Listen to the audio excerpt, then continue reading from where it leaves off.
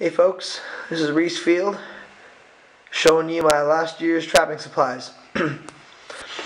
Alright, we got here just a bunch of furs, chipmunk, red squirrel, flying squirrel, gray squirrel, raccoon tail, 2 rabbit furs, an Indian feather thing, and then a coyote tail. Got a drowner lock,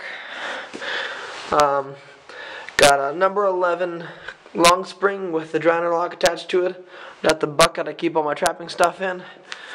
Got the number 1 coil spring with its drowner lock. Got a hatchet. Got a kneeling pad.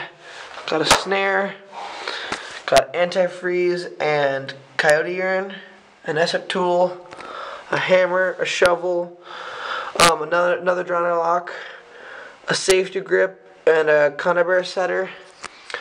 110 conibear, 110 conibear, 120 conibear, 6 rebar stakes, dog-proof coon trap, dog-proof setter, sifter for fox sets, gambrel and tail stripper, wire cutter pliers, number 1 long spring, number 2 coil spring, and 2 muskrat stretchers.